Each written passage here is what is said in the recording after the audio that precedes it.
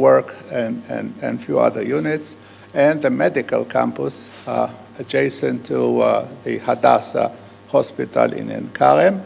In addition, we have the campus in Rehovot. This is environment, water, agriculture, and we also have the only veterinary school in Bet Dagan, and a very small campus down south in Eilat, where marine biology is the topic. These are really trying times for all of us, and especially for us in the academic world. At present, and you will hear a lot about it in a few minutes, we have more than 60 research teams working on different aspects of the corona crisis. And what the program today is all about is we will ask first the president of the university to say a few words about the challenges that this university is facing at this stage. We will then hear, and these are all very short speeches. I know that we diplomats are used to making very long speeches without saying anything. This is not the case here. This is These are very brief presentations. The second presentation will be by our Vice President for Internationalization. The third will be by our Vice President for Research and Development, and he will describe what this university is doing in the area of corona research. Then the head of this center, the director of the Brain Center, Professor Adi Mizrahi, will say a few words about his research here, about the Brain Center. And we are very, very happy and lucky to have with us one of our leading scientists, Professor Hermona Sorek, who agreed also to join us. All of this will squeeze into 1 hour. After this, we will go out, split into 4 different groups, and there are bracelets up there that you are invited to take whatever color you like, and the scientists of the Brain Center will show you around visiting some of the labs. So this is basically the program for today. Once again, thank you very much for coming, and of course, you are invited to come anytime you want to any of our campuses. We'll be very happy to host you.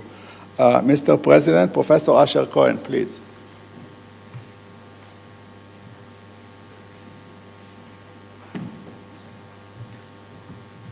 Thank you, Yossi. Long speeches without saying anything, and I'm supposed to have a short speech without saying anything. It's truly a pleasure to be here, to welcome all of you. I'm not going to repeat the names, but I'm happy to see all of you here and to tell you a little bit about the university and then talk about the current situation. So Yossi mentioned already that we are very proud of the academic quality of the university, and I'm not going to dwell into it because it's generally well known that we are a leading university and we are very proud of it and work very hard to make sure that it continues. I want to tell you about 2 other components that are important to the university on top of it. One is actually close by here. When you came here to the Brain Center, you came probably from the parking lot, but before you came, you entered the parking lot. From the other side of the road, there is an empty land. Next month, we are going to dig into it. And in 2.5 years from now, there is going to be what we call an innovation park, a huge area for elite industry, high-tech, biotech, nanotech, 150,000 square meters to be precise, that will be just across in our campus.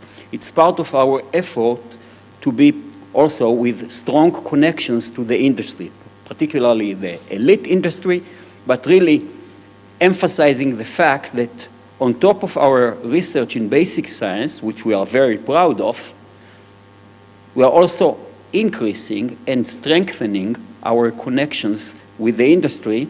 And when we'll have here many, many thousands of workers from those industry interacting with our faculty members and having our students spend time there, for us, it's a major step in increasing the innovation ecosystem at the university. We have other things in that domain as well, but Yossi said that I have to be brief, so I'm going to move to the other component that is also very important for us, which is internationalization. You will hear our Vice President for International Affairs or Internationalization or whatever the name is right now, but you all know what it means. It's very important for us to increase our connections globally. And we are doing a lot in that respect as well. We do it at the level of students mobility, student exchange programs, as much as we can given the finance that we have, but it's very important for us to increase that. Our dream is that at some point in the future, a large component of our students' body will spend at least a semester abroad. That's a goal. It's not yet there, but we are working on it. It's very important for us to do it because we believe that part of the education is to be exposed to other perspectives, global perspectives in the academia. And we increase steadily but very strongly our international cooperations. I think the Hebrew University from its very start had scientists always interacting with other scientists in the world.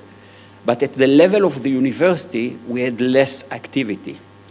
And in the last, I don't know how many years, we increased very strongly that aspect of our activity. We now have lots of connections with universities all over the place. And I'm sure that many of the ambassadors here know about our connections with their own countries, and it's something that we are going to keep emphasizing. Oron will talk about it quite a bit. And then came the corona crisis. As you know, it came out of the blue. I'm not going to talk much about it because others will do it, but I will mention briefly two things. First of all, we have approximately 3,000 courses that we teach every semester. Prior to the corona, we had about 30 or 40 courses that were distance learning courses, online courses. The rest of the courses, the vast majority of them, were done live in the traditional way. Our policy, we knew of course about distance learning, but our policy was to really develop different types, different methods of online courses, because there are several different methods, and be ready for whatever will eventually dominate the scene rather than invest in one particular direction. And as a result, we had some, as I said, 40 courses. Within 2 weeks, we moved to teaching full semester in distance learning method. And I'm happy to say that we were quite successful in doing that. We are now maybe 2 weeks towards the end of the semester, and there is no doubt that it will be done. And it's not just that it's going to be done, it's going to be done fairly reasonably, which means under the circumstances, very successfully. We are very happy of that thing. As the new Minister for Higher Education says, one feature of the universities is that they were never mentioned when the troubles of the corona were mentioned or were described, because we actually worked and did it. So that's one aspect. And the other aspect that is truly a bottom-up aspect that happened here, and you'll hear about it in a few minutes, is that all of a sudden, once the corona came into our life, within days, about 60 independent research projects started focusing on different aspects of the corona crisis. Not one, not 5, not 10, 60. And it was all bottom-up. Researchers from all over the universities that connected with each other found out what they can do and teamed up to do many different things. Some of them, we believe, have the potential of groundbreaking outcomes for the world. As you know, research is not magic. You don't start and finish research within 2 or 3 weeks, so many of those research projects are still ongoing. It's going to take a little bit of time before their completion because we do it the right way. But I'm happy to say that many such research projects are happening and with high potential for the world. More generally, I would say that in some ways, the corona crisis brought into the attention the simple fact that science is the future. Science is the hope. We are going to finish this crisis one day when there will be scientific solutions, both in terms of testing, in terms of vaccination, in terms of therapy. All of this only essentially in the scientific domain. So in that respect, we contributed, and as I said, we have 60 independent research projects that are going on at the university. I'm very proud of the university, but I have to emphasize that similar activities took place in other research universities. It's in fact a global phenomenon. There are many thousands of research projects that are happening right now all over the world. when we start one particular research project, we never know if it's going to end successfully. The reason that I'm completely confident that at some point in the future, possibly even in the near future, but certainly in the future, there will be solutions to the problems posed by the corona crisis is because of the fact that so many research projects are going on. Some of them will be successful. I'm pretty sure that some of them will even come from the Hebrew University, but the large number essentially guarantees that we will have solutions, good solutions, hopefully for this crisis until the next one arrives. So does this qualify as a short speech? Okay, good. So let me,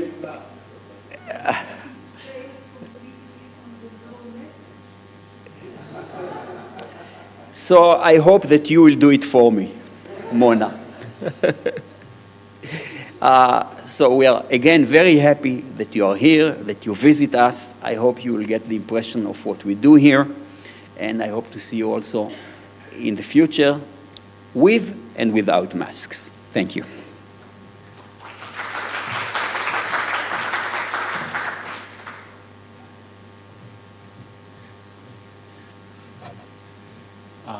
Natalie?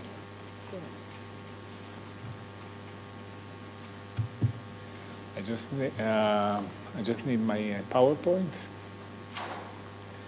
Okay, so again, welcome and greetings to all our distinguished visitors. So I'm Oron Shagrir. I'm a professor of philosophy and cognitive science and vice president for internationalization.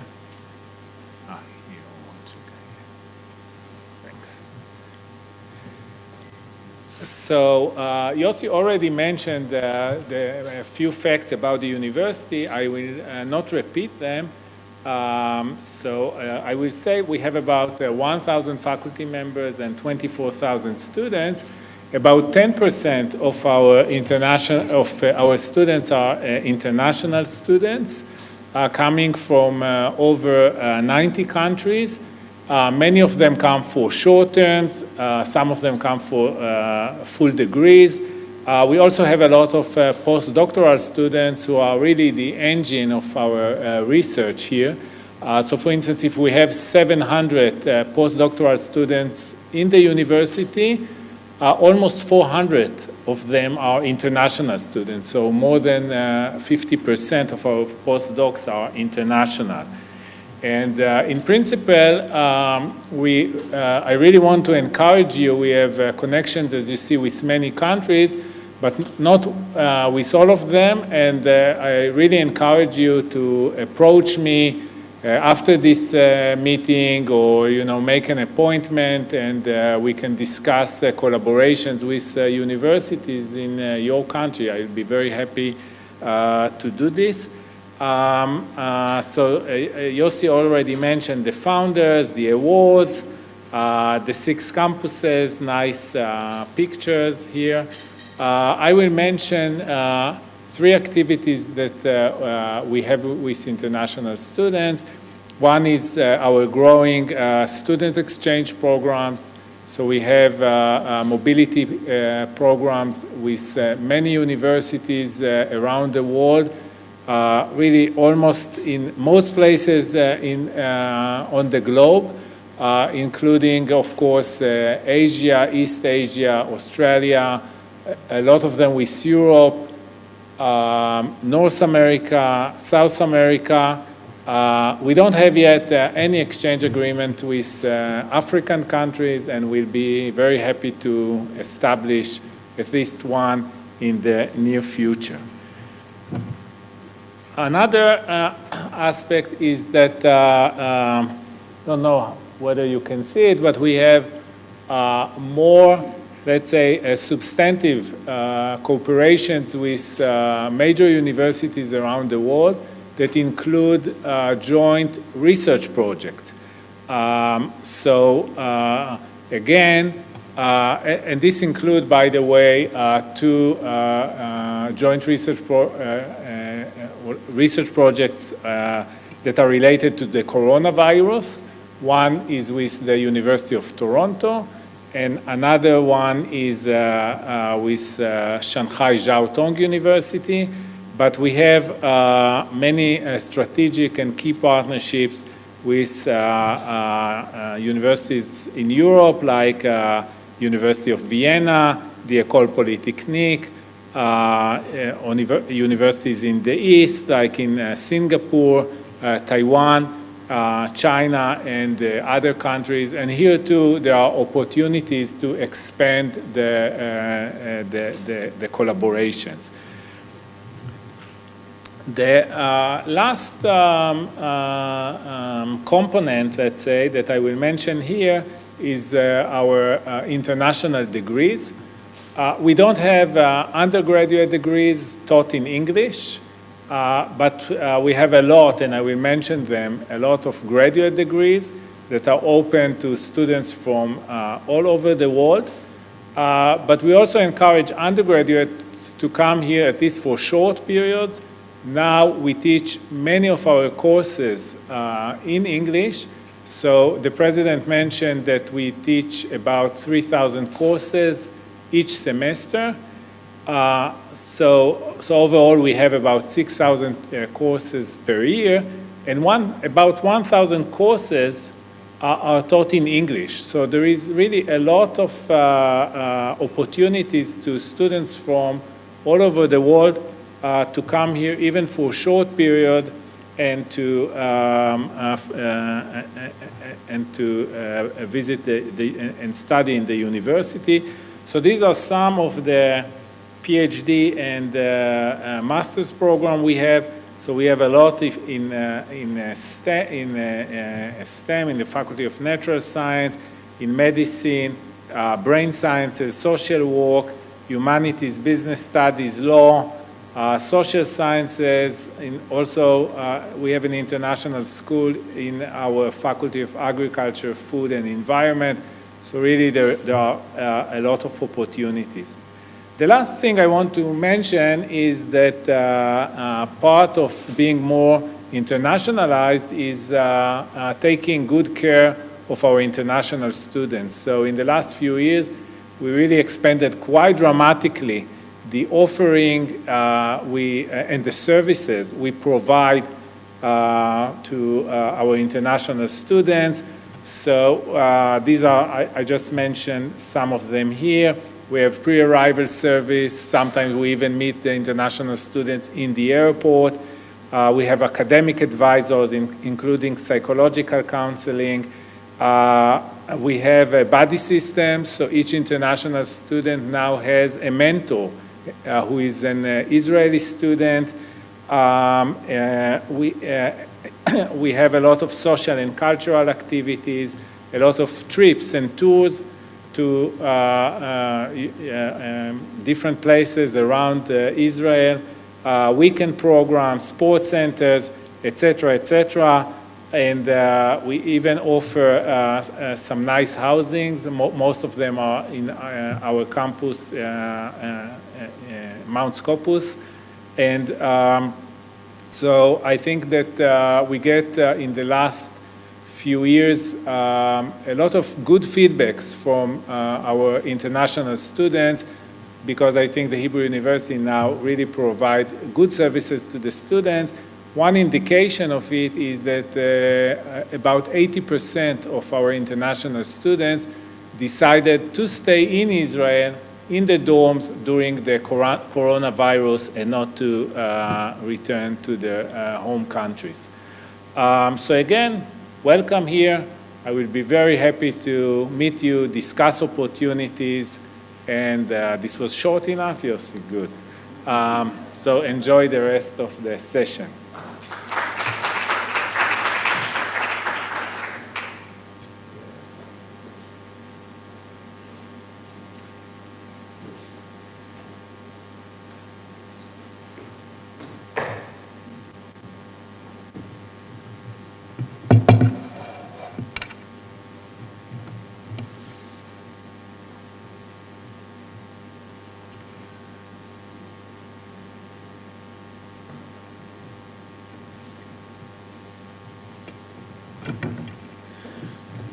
Hello, everybody. I will be a little less brief. I was asked to present the, well, I'm Reem Sari, the Vice President for Research and Development, and I was asked to briefly discuss research at the Hebrew University and especially our efforts in the recent months towards Corona. So I think this was already mentioned. The university is about 100 years old. It was opened in a wonderful ceremony on Mount Scopus, the original campus of the Hebrew University, which is a few kilometers away from here, overlooking the Dead Sea. It's a very impressive place. If your prime minister comes and wants to visit, you should take him to have nice views. We had an amazing set of luminaries, which are the founding fathers of our university. And I think from that point, we're still growing up. Albert Einstein is a famous example of them, but you can see some others. I think Oron already presented this number, but I would like to mention the huge fraction of research, of Israel research in biotechnology is done at the Hebrew University. And we have an amazing success with the ERC grants. At the time that I put this slide, we had about 120 ERC grants. It's a bit more by now. These are the Nobel laureates that came out of the Hebrew University. These are Nobel plus other prizes which are equivalent, maybe in the distinction. And we just recently had this year Hillel here in mathematics. Winning the Nobel Prize. Another very interesting place that I encourage you to visit is the Albert Einstein archives. Albert Einstein, when he passed away, gave or donated his intellectual property to the Hebrew University. So we also have rights on the commercial materials that are coming out of this, but also very interesting original copies of the handwriting of the theory of relativity, his Nobel certificate, his Nobel medal, and so on. It's all right here in this campus, a short walk away. The amount of budget that is invested toward research at the Hebrew University is about $200 million per year, and it's growing every year. Some of it comes from donation, most of it is coming from grants, mostly grants that are coming from the State of Israel, and a non-negligible part from the European Union. I already mentioned our success in ERC grants, and you can see the amounts here, about 25 million euros per year coming from this ERC grants. Many successes in starting grants. We're very proud of our young faculty that we continue to recruit, so we can keep this amazingly high academic level that we already have. Maybe I will skip this one and I'll go to our tech transfer company. We're working hard in keeping connection with the industry. We have one of the first tech transfer companies in the world with over 10,000 patents over the years, with thousands of inventions, about 1,000 licenses that were sold out, and close to 200 spin-off companies already coming out from this university. Some of them I'm sure you have heard of, like this one, Mobileye, which was sold for $15 billion to Intel. This is a company that basically makes autonomous driving possible.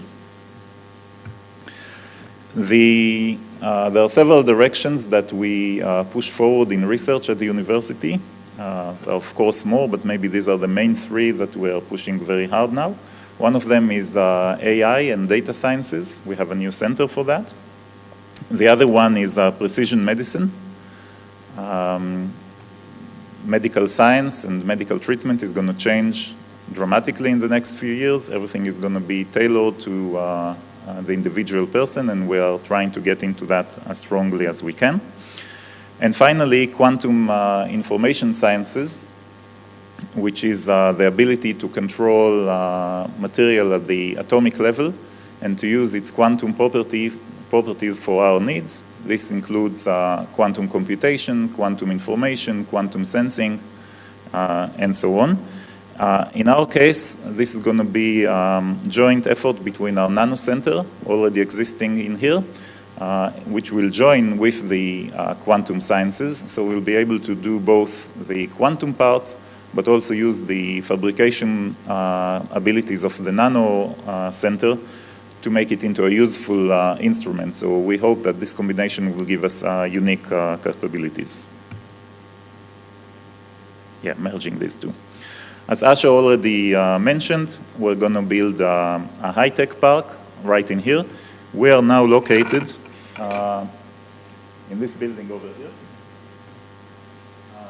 And the three identical buildings with that tower are the thing we're going to build. In 2023, we hope to have the first building already.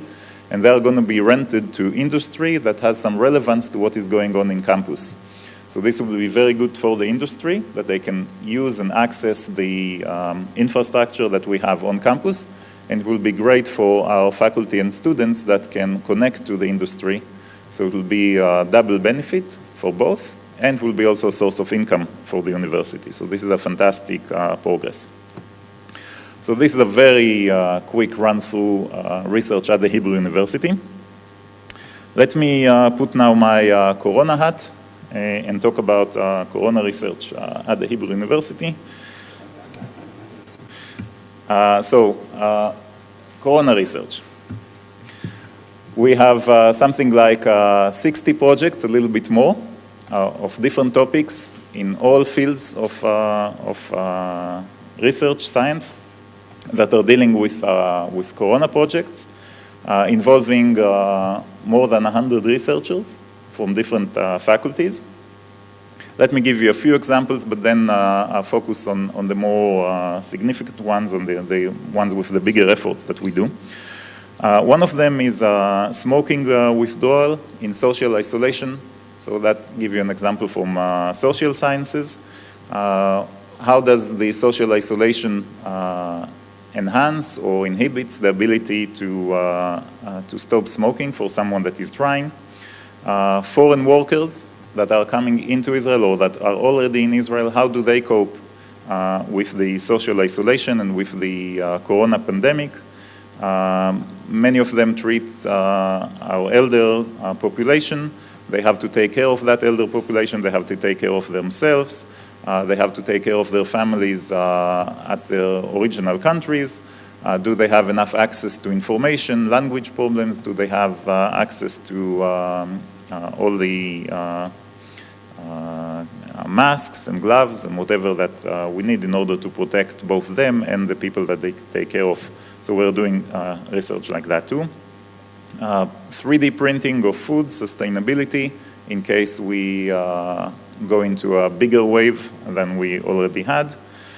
We have researchers dealing with degradation of brain in social isolation. We think we have to protect our elderly population, but sometimes when we isolate them, we actually hurt them more than we protect them. So we have to balance these things. And we have models by several groups of physics people that are researching the spread of the disease.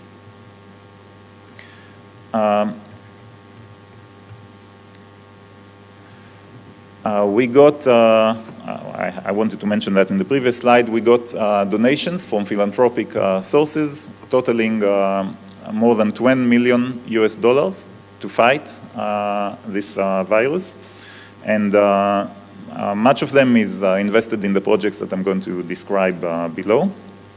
So one project is to enhance our ability to screen the population.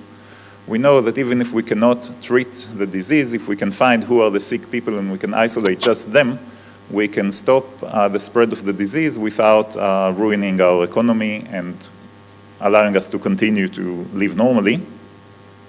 And we're doing several tricks for that. We joined forces with the hospital. The Hebrew University is unique in Israel in the way that our Faculty of Medicine is located at a major hospital in Israel. So there's a great connection there. It's good both for our research and for our hospital. So basically, we created an extension of the facility of the hospital that that screens for corona. And we therefore allow them to use much bigger personnel, a huge group of our students which are working around the clock in these screenings, an extension of their physical area, and an extension of the equipment that they have. We use different methods which we sort of established in here. One of them is that we mixed samples from different patients in one tube. And because most of the tests come negative, we can mix several people, 8 in the example, we chose that is the best number.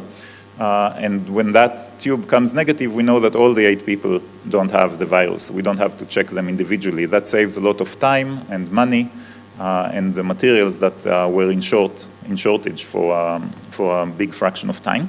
But people from this brain center and from the life science department are working on a next generation method, which will use, instead of the famous PCR machines, they will use next generation sequencing, and they will actually look for the DNA of the virus in different samples, and they invented a sophisticated method where they can mix not 8, but 10,000 people that are being screened in one testing. So within hours, you will test 10,000 people immediately. If that works, it will change the way that we do corona screening all over the world.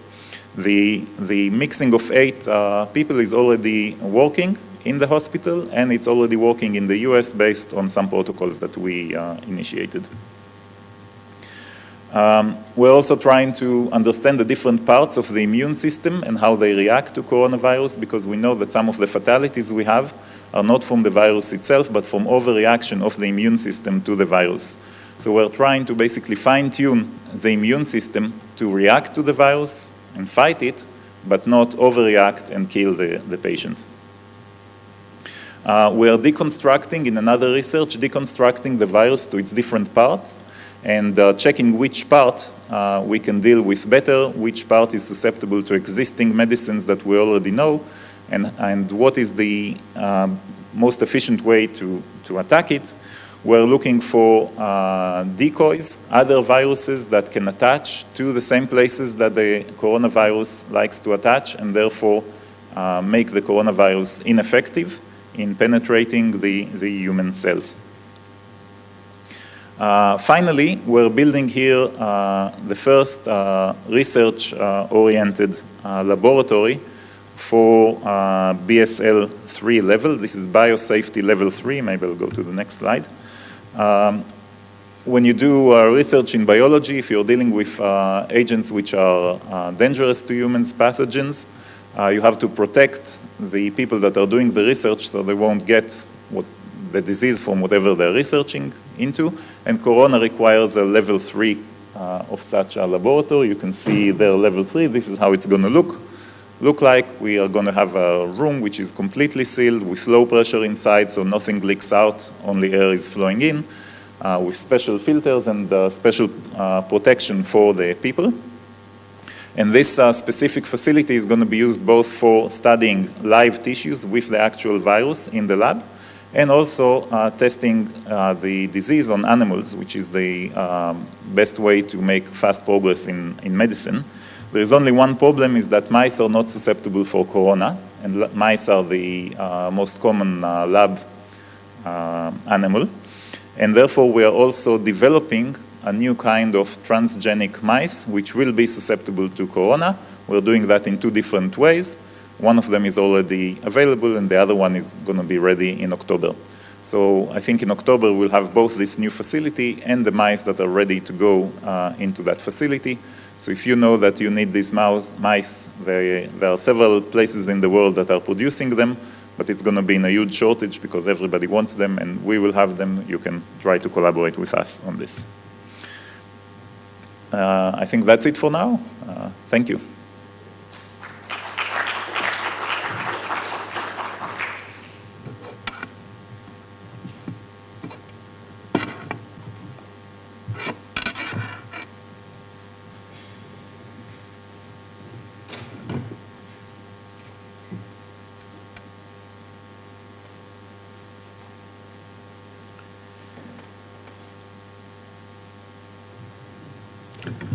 So, shalom everyone. My name is Adi Mizrahi, and I'm co-directing the Brain Center. I have the responsibility to introduce to you the Brain Center, as well as lead the short tour afterwards, after Hermona will speak. So I prepared just a few words. So of course, first of all, welcome. The Brain Center's passion is about trying to solve the enigma of the brain. We are about our passion to solve the mysteries of the brain's greatness, and of course, find cure for brain disease.